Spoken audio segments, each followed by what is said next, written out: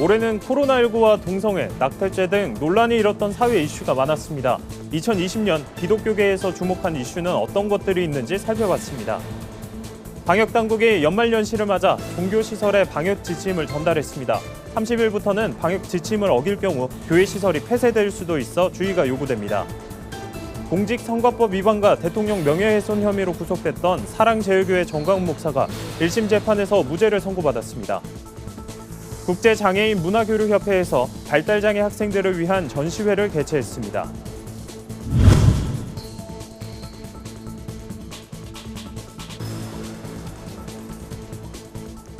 여러분 안녕하십니까? 굿TV 뉴스입니다. 올해는 코로나19와 동성애, 낙태죄 등 논란이 일었던 사회 이슈들이 많았습니다. 네, 2020년 기독교계에서 주목한 이슈에는 어떤 것들이 있는지 박재영 기자가 정리했습니다. 코로나19는 올 한 해 한국 사회뿐 아니라 기독교계에서도 가장 뜨거웠던 이슈였습니다. 지난 2월 한국교회가 이단으로 규정한 단체 신천지를 중심으로 코로나19 1차 대유행이 시작됐기 때문입니다. 이번 사태로 베일에 가려졌던 신천지가 알려지기도 했지만 하루 만에 900여 명의 확진자가 쏟아지면서 코로나19 전국 확산의 계기가 됐습니다. 특히 신천지가 교도명단과 정보 등을 고의로 누락한 정황은 국민의 공분을 일으켰습니다. 신천지 이만희 교주는 기자회견을 열어 사태를 수습하려 했으나 코로나19 방역활동 방해와 공금을 횡령한 의혹으로 오히려 구속 수사를 받기도 했습니다. 검찰은 지난 9월 이 교주에게 징역 5년과 벌금 300만 원을 구형했으며 선고 공판은 새해 1월 13일에 열릴 예정입니다. 코로나19는 한국교회의 모습도 한순간에 바꿔놓았습니다. 사상 처음으로 현장 예배가 중단되고 온라인 예배가 새로운 예배 형태로 자리 잡게 된 겁니다. 기독교 최대 절기인 부활절 연합예배와 성탄절 역시 온라인으로 드려졌으며 각종 행사, 단기 선교는 모두 중단되거나 비대면 방식으로 사역을 이어갔습니다. 각 교회에서는 코로나19 확산 예방을 위해 드라이브인 예배를 도입하기도 했으며 최근에는 가정예배와 유튜브 등 다양한 온라인 콘텐츠들을 활용하고 있습니다. 이처럼 코로나19는 한국교회에 많은 영향을 미쳤지만 코로나 기세는 새해에도 수그러들지 않을 것으로 보입니다. 코로나 위기를 넘어서기 위한 한국교회의 적절한 대응이 필요한 때입니다. 굿TV 뉴스 박재현입니다. 국내 코로나19 신규 확진자가 급증하면서 방역에 비상이 걸렸습니다. 최근 종교시설에서 집단 확진이 잇따라 발생하면서 방역당국은 종교시설에 대한 방역 지침을 전달했습니다. 특히 30일부터는 이를 어길 경우 교회 운영이 중단되거나 폐쇄 조치까지 내려질 수 있어 주의가 요구됩니다. 오형근 기자의 보도입니다. 국내 코로나19 일일 신규 확진자가 평균 1,000명에 달하면서 방역에 비상이 걸렸습니다. 특히 최근 들어 지역교회를 중심으로 집단 확진이 잇따라 발생하면서 방역당국은 연말연시 방역 강화 특별 대책에 따른 종교시설 방역 지침을 전국 교회에 전달했습니다. 지침을 살펴보면 사회적 거리두기 2.5단계 조치 수준으로 교회 시설을 운영해 줄 것을 당부하고 있습니다. 모든 대면 모임을 온라인으로 전환하고 음식 제공이나 단체 식사가 금지됩니다. 이를 어길 경우 교회 측에 300만 원 이하의 과태료를 부과할 뿐만 아니라 이용자, 즉 성도들도 방역 지침을 위반하면 10만 원 이하의 과태료를 물게 됩니다. 따라서 반드시 교회를 방문해야 하는 성도들도 사전에 철저한 확인이 필요해 보입니다.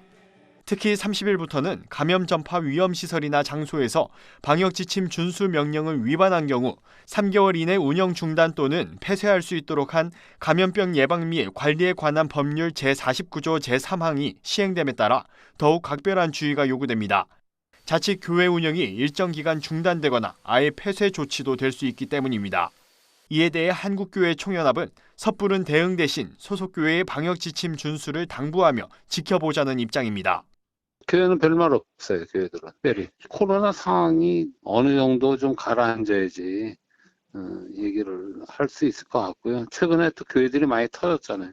일단은 우리가 어떤 입장이라도 내면은 시기가 안 좋아요. 중앙사고수습본부는 연말연시의 특성을 고려해 감염 위험성이 높은 시설에 대해 전국 차원에서 방역 관리를 강화하기로 했다며 대상이 되는 시설은 해당 방역 조치가 실효성 있게 시행될 수 있도록 노력해달라고 당부했습니다. 구티비 뉴스 오현근입니다. 재판부가 사전 선거 운동과 명예훼손 혐의로 구속됐던 사랑제일교회 전광훈 목사에 대해 1심에서 무죄를 선고했습니다. 전 목사를 고발했던 시민단체에선 즉각 성명서를 내며 반발했습니다. 차진환 기자입니다. 공직선거법 위반과 대통령 명예훼손 혐의로 기소된 전광훈 목사가 1심에서 무죄를 선고받았습니다. 전 목사는 지난 4.15 총선을 앞두고 광화문 광장 집회와 기도회 등에서 자유한국당을 비롯한 보수 정당 지지를 요청하는 발언을 해 사전선거운동 혐의로 기소됐습니다. 전 목사는 지난 2018년 이미 공직선거법 위반죄로 징역형의 집행유예 판결을 선고받았기 때문에 선거운동을 할 수 없는 상태입니다. 하지만 서울지방법원은 전 목사가 발언한 사실이 모두 인정되지만 공직선거법 위반으로 보긴 어렵다고 판단했습니다. 전 목사가 언급한 자유우파 정당의 의미가 모호하고 그에 해당되는 실제 정당을 특정할 수 없다고 봤습니다. 또한 공직선거법 제58조 제1항에서 선거운동을 당선되게 하거나 되지 못하게 하는 행위로 정의한다며 해당 기간은 후보자 등록이 이뤄지지 않았던 점에서 선거운동에 해당되지 않는다고 밝혔습니다. 이번 선거를 두고 전 목사를 고발했던 시민단체는 성명서를 발표하고 무죄 판결에 대해 강하게 반발했습니다. 표현의 자유로 모든 것들이 다 치환이 되어버리면 공직선거법 자체가 존재할 이유가 없다라는 생각이 듭니다. 한편 검찰은 이번 재판 결과에 대한 항소 여부를 고민하고 있는 것으로 알려졌습니다. 구티비 뉴스 차진환입니다. 국제장애인문화교류협회에서 발달장애인 학생 20명의 기억을 표현한 전시회 기억으로 담다를 개최했습니다. 이번 전시회는 찾아가는 장애인 문화예술학교에서 미술교육 지원을 받고 있는 발달장애인 학생들이 참여했으며 총 49작품을 선보입니다. 학생들은 삶에서 느낀 기억을 서양화와 도예, 진흙으로 만든 테라코타 등 다양한 방식으로 담아냈습니다. 전시회 기획 관계자는 이번 전시회에는 발달장애인들 학생들만의 기쁨과 행복, 추억 등이 다양하게 어우러져 있다며 코로나19로 어려운 시기에 작은 위로가 되길 바란다고 전했습니다. 전시회는 서울 마포와 용산 두 곳에서 동시에 열리며 새해 2월 말까지 진행됩니다. 오늘의 이슈 포커스입니다. 정은경 질병관리청장이 앤서니 파우치 미국 국립알레르기 전염병 연구소장과 화상회의를 통해 코로나19 대응과 백신 치료제 분야에서의 협력 방안을 논의했습니다. 특히 두 인사는 화이자 모더나 백신의 핵심 기술인 메신저 리보 핵상과 관련해 기술 협력을 강화하기로 하고 인력 교류 등 세부 사항을 지속해서 협의해 나가기로 했습니다. 양측은 연구 협력을 위해 정례적으로 만나며 양국 감염병 연구소 간 의향서 체결 등도 진행하기로 약속했습니다. 소상공인에게 100만 원에서 300만 원을 지급하는 3차 재난지원금 사업이 다음 달 6일 공고됩니다. 기획재정부에 따르면 정부는 다음 달 5일 국무회의 의결과 6일 공고를 거쳐 11일 지급 안내 문자를 발송합니다. 정부는 안내 문자 발송과 함께 2차 재난지원금을 받았던 소상공인 등 250만 명으로부터 온라인 신청을 받기 시작해 1월 중 자금 지급을 완료한다는 계획입니다.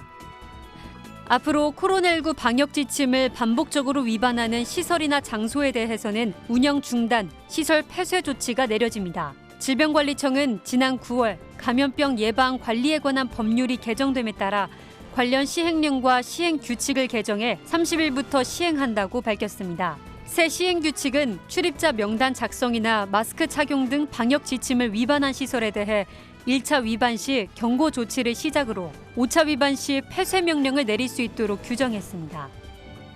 우리나라의 저출산 고령화 현상이 코로나19 충격으로 더욱 가속화할 것이라는 전망이 나왔습니다. 한국은행이 내놓은 보고서에 따르면 올해 3월부터 11월까지 20, 30대 취업자 수는 작년 동기 대비 약 37만 명 줄었고 지난 3월부터 9월까지 혼인 건수는 작년 같은 기간에 비해 12% 감소했습니다. 한은은 이 같은 추세라면 고령 인구 비율이 세계 1위인 일본을 앞서게 되는 시점이 당초 예상했던 2045년보다 앞당겨지고 감소세를 보이고 있는 생산 가능 인구도 2038년부터 3천만 명을 밑돌게 될 것이라고 밝혔습니다. 구티비 뉴스 조유현입니다. 구티비 월드와이드입니다. 미국에서 영국발 변이 코로나에 감염된 환자가 처음으로 확인됐습니다. 제러드 폴리스 미 콜로라도 주지사는 현지 시간 29일 트위터를 통해 오늘 콜로라도에서 코로나19 변이 B117의 첫 감염자가 확인됐다며 영국에서 발견된 변이와 같은 종류라고 밝혔습니다. 또 첨부된 보도자료를 통해 해당자가 20대 남성이며 엘버트 카운티 지역에서 격리 중이고 여행 기록이나 밀접 접촉은 없었다면서 보건당국이 철저한 조사를 벌이고 있다고 설명했습니다. 코로나19가 발생한 중국 후베이성 우한 지역의 감염자 수가 공식 통계의 10배에 달하는 50만 명일 가능성이 있다는 지적이 나왔습니다. 미국 CNN 방송은 중국 질병예방통제센터의 연구 결과를 인용해 우한 주민의 약 4.43%의 혈액 샘플에서 코로나19 항체가 발견됐다고 보도했습니다. 우한의 인구가 1,100만 명임을 고려하면 코로나 감염자 수가 50만 명에 달할 수 있다는 계산이 나온다는 겁니다. 이는 보건당국이 발표한 감염자 수 5만 354명보다 10배가량 많은 수치입니다. 크로아티아 중부 페트리냐 지역에서 현지 시간 29일 규모 6.4의 지진이 발생했다고 미국 지질조사국이 밝혔습니다. 페트리냐는 수도 자그레브에서 남동쪽으로 약 50km 떨어진 곳으로 진원의 깊이는 10km입니다. 이번 지진으로 지금까지 최소 수십 명의 사상자가 발생했고 주민 2만 5천 명 가운데 상당수가 이재민 신세가 됐습니다. 프랑스 패션계를 대표하는 세계적 디자이너 피에르 가르댕이 향년 98세를 일기로 세상을 떠났습니다. 자신의 이름을 딴 동명의 세계적 브랜드로 유명한 피에르 가르댕은 10대의 나이에 패션계에 입문했으며 지난 2012년 7월 90세의 나이로 컴백 작품 발표회를 가지는 등 노년까지 활발한 활동을 해왔습니다. 로이터 통신은 피에르 가르댕에 대해 1960년대와 70년대 초현대적 디자인으로 기존의 패션 스타일을 뒤집어 놓은 인물이라고 평가했습니다. 굿TV 뉴스 하나은입니다.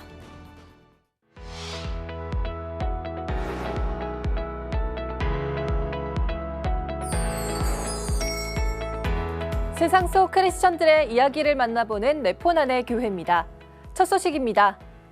미랄복지재단이 발달장애인 작가들의 재능을 세상에 알리기 위한 아이먼 아티스트 캠페인을 시작했습니다. 이번 캠페인엔 외모만큼이나 마음도 훈훈한 배우 지창욱 씨가 함께했는데요.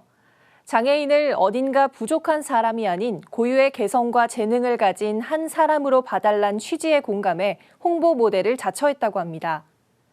미랄복지재단이 공개한 영상에서 지창욱 씨는 발달장애인 작가 황진호 씨와 컬래버레이션 작품을 완성했는데요.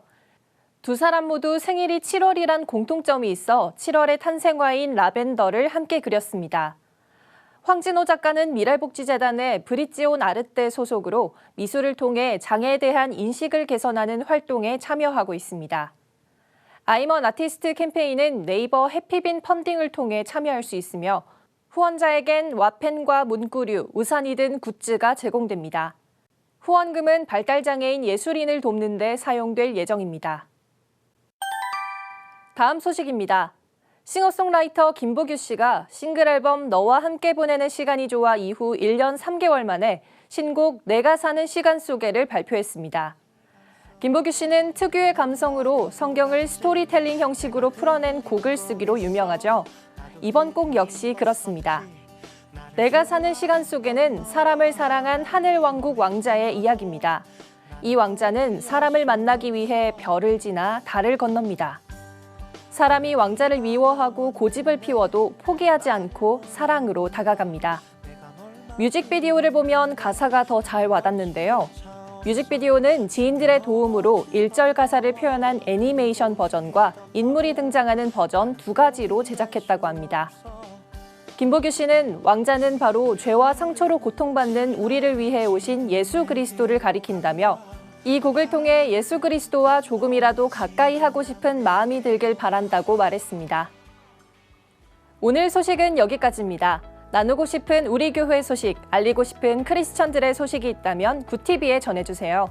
내 폰으로 찍은 영상과 사진을 전화나 이메일로 제보해 주시면 됩니다. 네포난의 교회 김민주입니다. 글로벌 선교 방송단과 함께하는 교계 소식을 이정은 기자가 보도합니다. 부울경본부에서 보내온 소식입니다. 부산 기독교총연합회는 28일 포도원교회에서 43회 총회를 개회했습니다. 총회 개회 예배에서 대표회장 이명문 목사는 하나님의 기쁨이 되도록 성령님의 도움을 구하며 일하는 부기총과 회원 총대들이 되길 바란다고 설교했습니다. 이날 임원 선거를 통해 신임 대표회장으로 포도원교회 김문훈 목사를 선출했습니다. 김문훈 목사는 부산 1,800개 교회의 필요와 어려움 해결에 주력하겠다고 각오를 밝혔습니다. 정부가 올해 12월 종료할 예정이었던 비대면 온라인 종교활동 지원 사업을 내년 2월까지 연장하기로 했습니다. 이 사업은 200인 이하 중소 종교단체에 실시간 방송 플랫폼 이용 방법을 안내하고 월 50기가의 이동통신 데이터 등을 무료 지원하는 내용을 담고 있습니다. 데이터 지원도 기존 월 50GB에서 100GB로 확대했습니다. 한국선교신학회가 코로나19로 어려움을 겪는 국내 위기 아동을 지원하기 위해 올 한해 학술지 저작권료를 월드비전에 기부했습니다. 한국선교신학회에는 국내외 40여 개 신학대와 기독대학 소속 교수, 선교사 등 총 310여 명으로 구성돼 있습니다. 이들은 2020년도 학술지 저작권료 수익 100만 원을 월드비전에 기부하면서 위기에 처한 아이들을 돕는 일에 지속적으로 동참하겠다고 전했습니다. 신앙을 바탕으로 한 영화 신은 죽지 않았다의 4번째 속편이 곧 제작됩니다. 미국 크리스천 포스트에 따르면 제작사 측은 현재 4편의 대본을 제작하고 있고 오는 1월 오클라호마에서 첫 촬영을 시작할 것이라고 밝혔습니다. 이번 영화는 1990년대 초 아칸소를 배경으로 했으며 우주에서 가장 사랑받는 목사에 관한 이야기를 담았습니다. 구TV 뉴스 이정은입니다.